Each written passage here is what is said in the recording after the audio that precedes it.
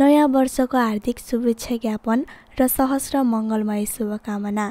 नेपाल देशको विक्रम सम्वतको पात्र अनुसार नयाँ साल 2082 लागिसकेको छ। मेरो छोराले मलाई, बुवा, हाम्रो देश नेपालको लागि यो नयाँ वर्षको उपलक्ष्यमा केही सन्देश तयार पारिदिनु न भनेर भन्यो। त्यसपछि परमेश्वरले मेरो आत्मामा केही महत्त्वपूर्ण वचन दिनुभयो जो अहिले म प्रकाश पार्न गइरहेको छु। नेपाल भूमि र यहाँ बसोबास गर्नेहरू सबैको लागि म भित्र एउटा विशेष प्रार्थनाको विषय बोलाएर आयो।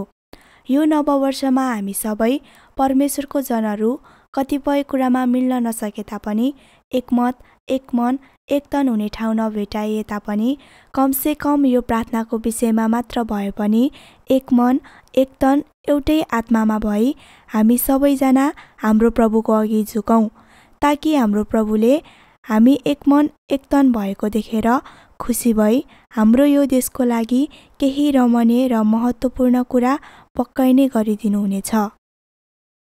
प्रार्थनाको विषयहरू यस्तो छ। 1. यो नेपाल देश पुरै अशुद्धता साथै भ्रष्टताले भरिएको छ। 2.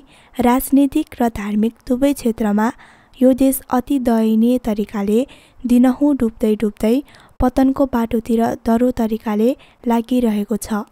यसकारण हामी सबै प्रभुको नाउँ पुकार्नेहरू एकजुट भई हाम्रो यो देशलाई उहाँको हातमा समर्पण गरौँ र यो देशलाई कुनै पनि प्रकारको अशुद्धता र भ्रष्टाचारबाट बचाउनका लागि प्रार्थनाको अभियान सुरु गरौँ, ताकि अबदेखि उसो यो देशमाथि परमप्रभु परमेश्वरको हात यस्तो बलियो तरिकाले पसारियोस् कि कुनै पनि मानिसले यस देशलाई अशुद्ध पार्ने काम गर्यो र भ्रष्टताको क्रियाकलाप लागू गर्ने उद्देश्यले चल्न वा कुनै पनि योजना चाल्न खोज्यो भने त्यस्तो खालको मानिस जो कोही माथि पनि परमप्रभुको रिस र क्रोध खनियोस् र हाम्रो परमप्रभुकै हातद्वारा त्यसको पतन हुँदै हराउँदै बिलाउँदै जाओस्, ताकि यस्तो खालको खराबीबाट देशले छुटकारा पाओस् र उहाँको न्याय र इन्साफद्वारा यो देश येशूको पवित्रतातिर डोरियोस्।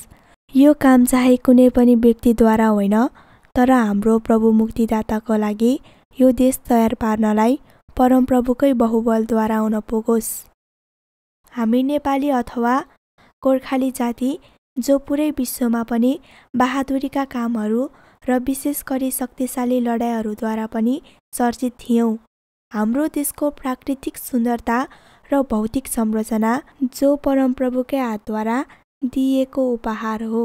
कुनै समय हामी र हाम्रो देश अति गौरवशाली कहलाइन्थ्यौँ, तर अहिलेको यी सब परिस्थितिहरू हामीले निहालेर केलाएर हेर्दा सबै एकदम निराशमय, अति लज्जास्पद परिस्थिति र सारा संसारले पनि हामीलाई घृणित र हास्यास्पद दृष्टिले हेर्न पुगेको छ। यो परिस्थितिमा हाम्रो नेपाल देश र हामी उहाँका वीर पुरुषहरू अति साह्रै दुःखद र भीषण रूपमा शत्रुहरूद्वारा पराजित भई लडाइँबाट हार खाएर मुख छोपेर आआफ्नो घर फर्केका सेनाहरू जस्तै भइराखेका छौँ। अब हामीहरू सबैजनालाई यो कुरा राम्ररी अवगत होस् कि हाम्रो देश नेपाल र यो देशमा बस्ने सबै मानिसहरूलाई र अझै विशेष गरी हामी प्रभुका जनहरूलाई सुसमाचार यूहन्ना 4:23 र 24 प्रभु येशू आफैले भन्नुभएको वचनद्वारा आजको दिन प्रभुले हामी सबैलाई निम्त्याउँदै हुनुहुन्छ। के प्रभुको यो आवाजलाई ग्रहण गर्नुहुन्छ? स्वीकार्नुहुन्छ?